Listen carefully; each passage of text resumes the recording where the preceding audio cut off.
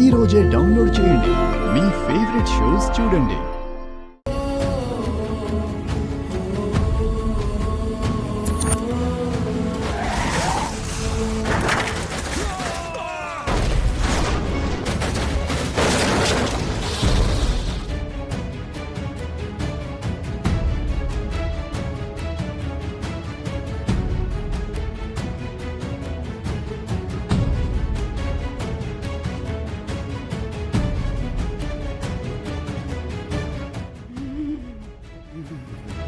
కార్తిక్ కార్తిక్ కార్తిక్ అయ్యో Karthik Karthik Karthik doctor Karthik doctor Karthik Karthik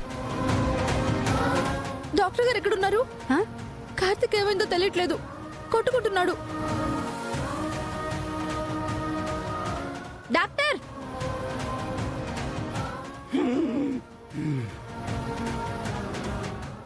Karthik doctor మీరంతా ఇక్కడ ఉండకూడదు, బయటికి వెళ్ళండి.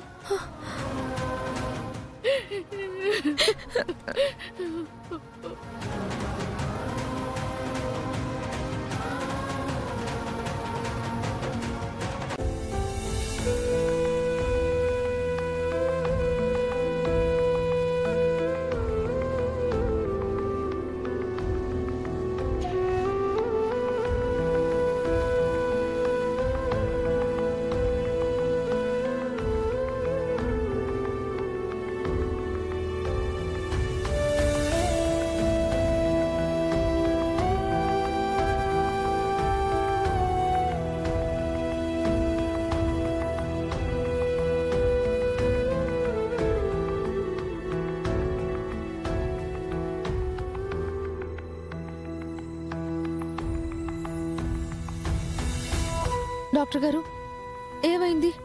ఇప్పటి వరకు కోమాలో ఉండి కదలలేని మనిషి ఒక్కసారిగా అలా అయిపోయాడేంటి? ఏమైంది తనకి? తనకేం కాలేదమ్మా. అన్కాన్షియస్ స్టేట్లో కూడా మన బ్రెయిన్ పనిచేస్తూనే ఉంటుంది. తెలిసిన వాళ్ళ మాటలు అతని చెవిన పడినా, తెలిసిన వాళ్ళ కదలికలు అతని దగ్గరికి చేరినా ఆ ప్రభావంతో ఆ శరీరంలో అలాంటి మార్పులే వస్తాయి. అలాంటప్పుడు ఒక్కొక్కసారి వాళ్ళు కోమాలోంచి బయటకొచ్చే అవకాశం ఉంటుంది. కొన్నిసార్లు శాశ్వతంగా కోమాలోకి వెళ్లే ప్రమాదం కూడా ఉంటుంది.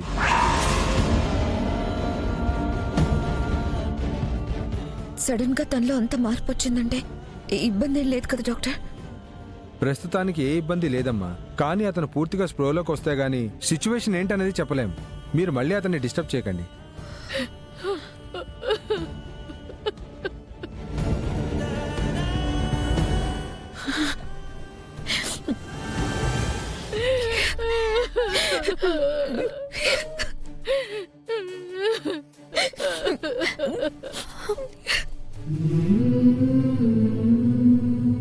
అన్నయ్య కార్తిక్ ఇద్దరు ప్రాణ స్నేహితులు.